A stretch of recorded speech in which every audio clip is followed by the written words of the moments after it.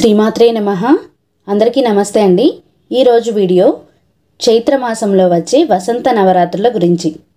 వీటినే లలితా నవరాత్రులు, గర్భ నవరాత్రులు, రామ నవరాత్రులు అని కూడా పిలుస్తారు.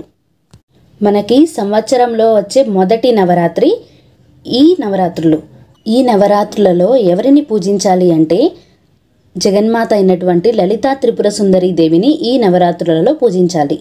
అలాగే వీటిని గర్భ నవరాత్రులు అని ఎందుకంటారు అంటే శ్రీరామచంద్రుడు తన తల్లి గర్భంలో ఉన్న ఆఖరి 9 రోజులు కాబట్టి గర్భ నవరాత్రులు అంటారు. లలితాదేవితో పాటుగా శ్రీరామచంద్రుణ్ణి కూడా ఈ నవరాత్రులలో పూజించాలి. మనకి శ్రీరాముడు లలితాదేవి ఒక్కరే అని చెప్తారు. సృష్టి స్థితి లయలన్నీ కూడా లలితాదేవి యొక్క ఆధీనంలోనే ఉంటాయి. శ్రీచక్రానికి అధిదేవత ఆ లలితాదేవి. శ్రీచక్రంలో ఉన్నటువంటి 108 మంది దేవతలు కూడా ఆ అమ్మవారికి పరిచారికలుగా ఉంటారట. ఈ నవరాత్రులు ఎప్పుడు చేయాలి అంటే ఉగాది రోజున ప్రారంభించాలి. ఉగాదితో ప్రారంభించి శ్రీరామనవమి వరకు చేయాలి. ఈ నవరాత్రులు ఎలా చేయాలి అంటే లలితాదేవి చిత్రపటాన్ని పెట్టి కానీ విగ్రహాన్ని ఉంచి కానీ పూజ చేయవచ్చు. పూజా మందిరంలో అయినా చేసుకోవచ్చు. సపరేట్గా పీఠాన్ని ఏర్పాటు చేసి కూడా ఈ పూజ చేసుకోవచ్చు.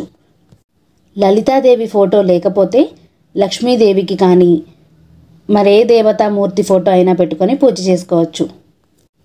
ఏ దేవతామూర్తి ఫోటో లేకపోతే పసుపు ముద్దని తయారు చేసుకొని 9 రోజులు కూడా నవరాత్రి పూజ చేసుకోవచ్చు.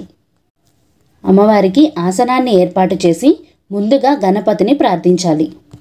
ఈ నవరాత్రుల పూజలో ఎలాంటి ఆటంకాలు రాకూడదని గణపతిని ప్రార్థించి గణపతి పూజ చేసుకోవాలి. కుదిరితే ఆ రోజు గణపతికి ఉండ్రాళ్ళు పోయండి. తర్వాత జగన్మాత అయినటువంటి లలితా త్రిపుర సుందరి దేవిని షోడశ ఉపచారాలతో పూజించాలి. షోడశ ఉపచారాలు అంటే 16 ఉపచారాలు. అంగపూజ చేసి లలిత అష్టోత్తరం ప్రతిరోజు కూడా చదువుకోండి. లలిత అష్టోత్తరము చాలా మహిమాన్వితమైనదండి. ప్రతి నామంలో కూడా 16 అక్షరాలు, షోడశ నామాలు ఖచ్చితంగా ఉంటాయి. లలిత అష్టోత్తరం రోజుకి 2 సార్లు, కుదరని వారు ఒక్కసారైనా కూడా చదువుకోండి. అలాగే ఈ నవరాత్రులలో లలితా సహస్రనామము, లలితా చాలీసా ఇవి కూడా పారాయణం చేసుకోండి.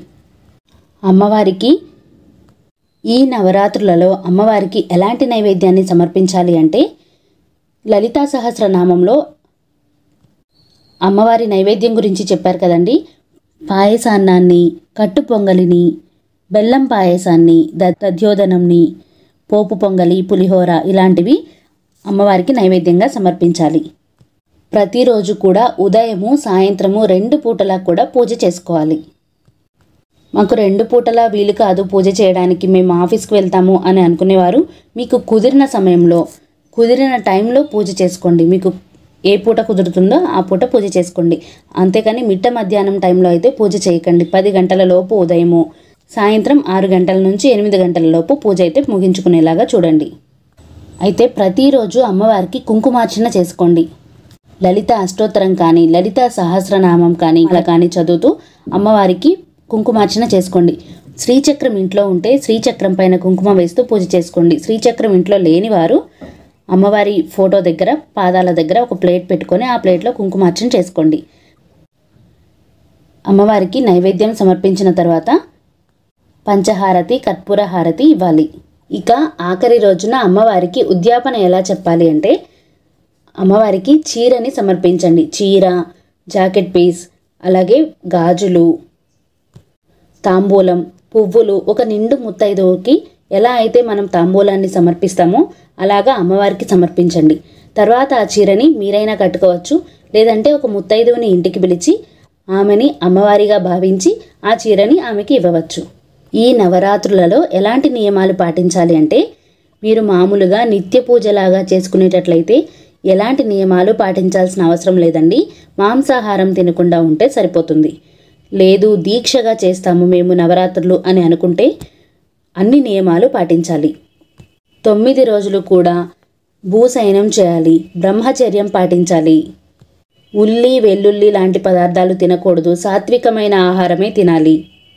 లౌకికమైన విషయాల జోలికి వెళ్లకుండా మనసును ప్రశాంతంగా ఉంచుకొని ఎప్పుడూ అమ్మ నామస్మరణతో శ్రీమాత్రే నమః అని మనసులో అమ్మని తలుచుకుంటూ ఉండండి. కలశ స్థాపన ఆనవాయితీ ఉంటే పెట్టుకోండి, లేదంటే లేదండి. కలశం లేకపోయినా కూడా ఈ పూజ చేసుకోవచ్చు. అలాగే అఖండ దీపం ఏమీ అవసరం లేదండి. ఉదయము సాయంత్రం రోజు దీపారాధన చేసుకొని పూజ చేసుకుంటే సరిపోతుంది. ఇక కుంకుమార్చన చేసిన కుంకుమ ఉంటుంది కదా, అది మీ ఇంటి చుట్టుపక్కల వాళ్ళకి ముత్తైదువులందరికీ కూడా పంచిపెట్టండి. ఇంకా ఈ నవరాత్రులు జరుగుతున్నప్పుడు పెద్దవాళ్ళకి శ్రాద్ధం పెట్టాల్సి వస్తే పూజ ఏం చేయాలి, ఆ రోజు ఆపేయాలా అంటే అవునండి, ఆ రోజు పూజ ఆపేసేయాలి.